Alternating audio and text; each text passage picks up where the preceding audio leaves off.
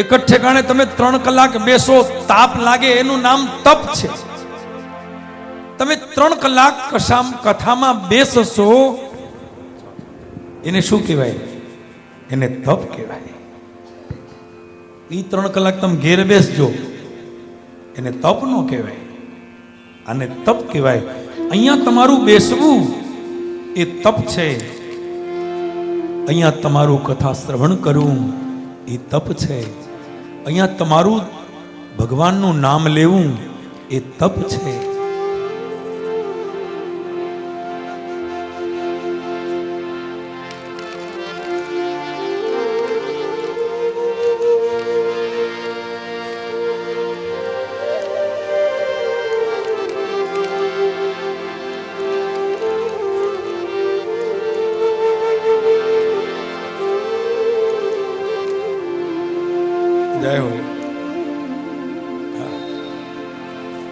વૃંદાવનનું સુંદર વાતાવરણ છે, યમુનાનો કિનારો છે, કદંબના વૃક્ષ નીચે માનો કનૈયો હોઠ ઉપર વેણું મૂકીને એમાં શ્વાસ ભરે છે. અને ત્યારે બંસીનો નાદ કેવો સુંદર સંભળાય.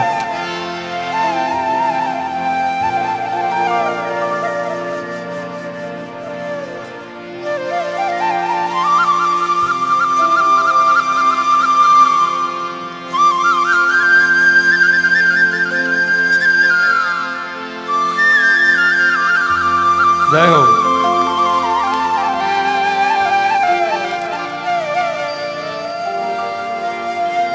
જય હો. મુખડાની માયા એ લાગી રે મોહન પ્યારા, મુખડાની માયા લાગી રે હે મોહન પ્યારા.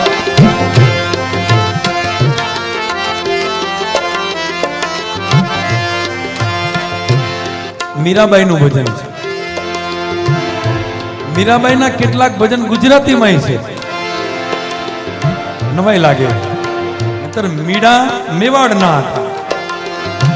મેરે તો ગિરધર ગોપાલ દૂસરો ન કોઈ. પણ તમને કહી દઉં, મીરા જીવનના અંતિમ વર્ષો સૌરાષ્ટ્રમાં રહ્યા, આપણા દ્વારિકામાં રહ્યા. અને જ્યારે દ્વારિકામાં રહ્યા ત્યારે કદાચ આ ગુજરાતી ભાષામાં ભજનો બનાવ્યા હોય એવું લાગે છે. કેમ કે મીરા દ્વારિકાનાથમાં જ સમાણા છે. આ દ્વારિકાનાથ છે ને રૂપાળો એટલે લાગે છે કે મીરા એમાં હમાઈ ગયા. મીરા એમાં ઓતપ્રોત થઈ ગયા. મુખડાની